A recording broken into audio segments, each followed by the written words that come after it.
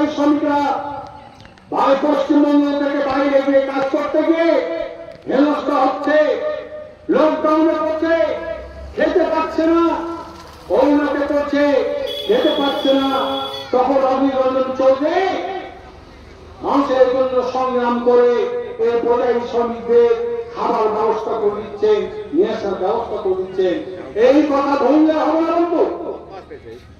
তাই আজকে আমরা গ্রামের মাটিতে হাওড়ার মাটিতে পঞ্চায়েত করে পথসভা করছি, যে একদিকে তোমরা আন্দোলন করছেন রাষ্ট্রনায়ক জননেতা রাহুল গান্ধীজি, অপরদিকে অধীর রঞ্জন চৌধুরী সাগর থেকে পাহাড় পদযাত্রা করে যেখানে 172 টাকা মজুরি পেত, আজকে 200 টাকার অধিক মজুরি আমরা পাচ্ছি, দেশ শ্রমিকরা পাচ্ছে অজিত চৌধুরীর নেতৃত্বে লড়াই করার ফলে।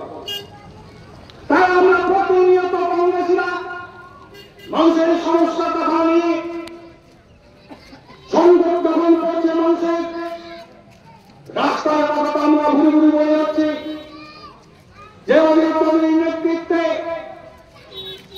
তৎকালীন অর্থমন্ত্রী, বিদেশমন্ত্রী, পরবর্তীতে মহামহিম রাষ্ট্রপতি স্বর্গীয় প্রণব বাবুকে দিয়ে আমরা আমাদের এলাকায় রাস্তার জাল দিচ্ছিলাম। আমরা কংগ্রেসীরা এখানে মোজাম্মেল চাচার নেতৃত্বে মার্গদর্শনে রাস্তার যে মানচিত্র তৈরি করা হয়েছিল সেটা আমরা করেছিলাম, সেটা বিপ্লব হচ্ছে না।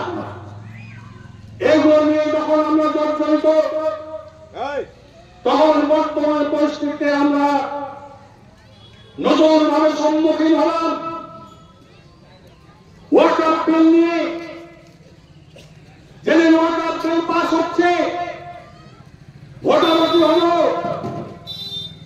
বিজেপি সরকারের পক্ষে 280 অনেক ভোট করছে সংসদে, এদিকে 230 ভোট করছে ওয়াকফ বিলের বিরুদ্ধে। সেখানে মাত্র সংখ্যায় গণ্যমান্য মুসলিম সাংসদ এমপিরা বাইরে আছেন, সমস্ত বেশি সংখ্যক 190 থেকে অধিক যে সাংসদ বা এমপি ভাইরা তারা অমুসলিম, হিন্দু, খ্রিস্টান সবাই শিখ মিলে আছে, তারা ওয়াকফ বিলের বিরুদ্ধে ভোট দিলেন। তারপর দিন আমরা কি দেখলাম, আমার মাননীয় নেত্রী প্রিয়াঙ্কা গান্ধী রাস্তায় নেমে প্রতিবাদ চালাচ্ছেন ওয়াকফ বিলের বিরুদ্ধে। এই যে আইন, এই সংবিধান বিরোধী আইন ওয়াকফ বিল মানছি না, এই ওয়াকফ বিল মানা হয় না। এদিকে অজিত চৌধুরী বলছে আন্দোলন শুরু করে, আমরা প্রথমে পথসভা করলাম এবং অজিত চৌধুরীর সঙ্গে আমাদের কথা হলো যে হালুয়াতে সুলতান ব্লকে এসে ওয়াকফ বিলের বিরুদ্ধে প্রতিবাদ হবে। আমরা কি দেখলাম, তার মধ্যে বিজেপি এবং তৃণমূলের সেটিং, সেটা প্রমাণ হল মাননীয় মুখ্যমন্ত্রী